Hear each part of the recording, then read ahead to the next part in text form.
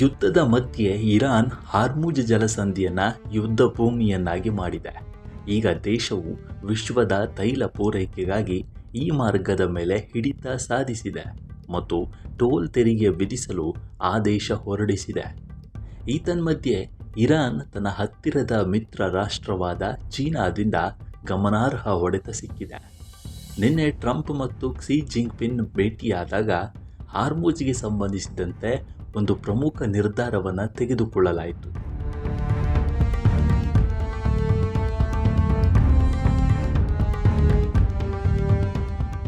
America ಮತ್ತು China ಈಗ ಹಾರ್ಮುಜ್ ವಿಷಯದ ಕುರಿತು ಒಗ್ಗಟ್ಟಿನಿಂದ ಮಾತನಾಡುತ್ತಿವೆ.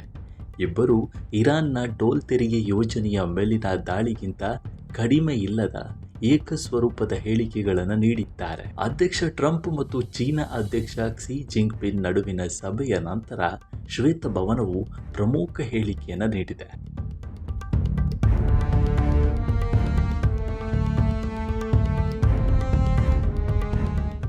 ಎರಡೂ ದೇಶಗಳು ಹಲವಾರು ಆರ್ಥಿಕ ಮತ್ತು ಕಾರ್ಯತಂತ್ರದ ವಿಷಯಗಳ ಕುರಿತು ಒಪ್ಪಂದಕ್ಕೆ ಬಂದಿವೆ ಎಂದು ವರದಿಯಾಗಿದೆ.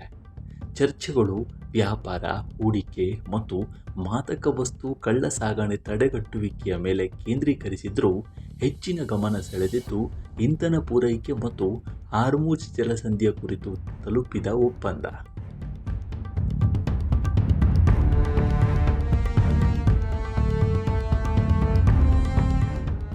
ಜಾಗತಿಕ ತೈಲ ಮತ್ತು ಇಂಧನ ಪೂರೈಕೆಯನ್ನು ಕಾಪಾಡಿಕೊಳ್ಳಲು ಹಾರ್ಮುಜ್ ಜಲಸಂಧಿಯನ್ನು ಎಲ್ಲ ವೆಚ್ಚದಲ್ಲಿಯೂ ತೆರೆದಿಡಬೇಕು ಎಂದು ಎರಡೂ ಮಹಾಶಕ್ತಿಗಳು ಒಪ್ಪಿಕೊಂಡಿವೆ. ಇಲ್ಲಿಯವರೆಗೆ ಚೀನಾವನ್ನು ಇರಾನ್ನ ಬೆಂಬಲಿಗ ಎಂದು ಪರಿಗಣಿಸಲಾಗ್ತಿತ್ತು. ಆದರೆ ಈ ಬಾರಿ ಕ್ಸಿ ಜಿಂಗ್ಪಿಂಗ್ ಈ ಮಾರ್ಗದ ಮಿಲಿಟರೀಕರಣವನ್ನು ವಿರೋಧಿಸುವುದಾಗಿ ಸ್ಪಷ್ಟಪಡಿಸಿದ್ದಾರೆ.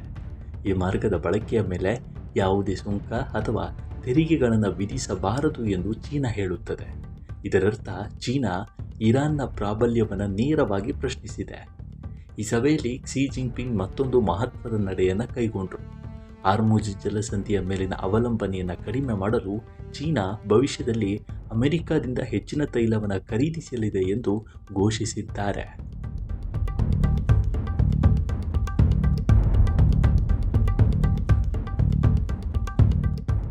ಚೀನಾ ಇರಾನ್ನ ಕಚ್ಚಾ ತೈಲದ ಪ್ರಮುಖ ಖರೀದಿದಾರನಾಗಿರುವುದರಿಂದ ಇದು ಇರಾನ್ಗೆ ಗಮನಾರ್ಹ ಹೊಡೆತವಾಗಿದೆ.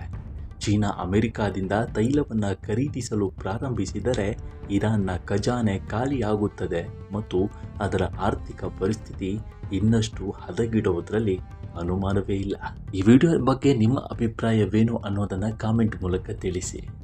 ನಮ್ಮ ಈ ವಿಡಿಯೋ ಇಷ್ಟವಾಗಿದ್ದರೆ ಲೈಕ್ ಮಾಡಿ, ಶೇರ್ ಮಾಡಿ ಮತ್ತು ನಮ್ಮ NCIB ಚಾನಲನ್ನು ಈ ಕೂಡಲೇ ಸಬ್ಸ್ಕ್ರೈಬ್ ಮಾಡಿ. ಮುಂದಿನ ವಿಡಿಯೋದಲ್ಲಿ ಸಿಗೋಣ. ನಮಸ್ಕಾರ.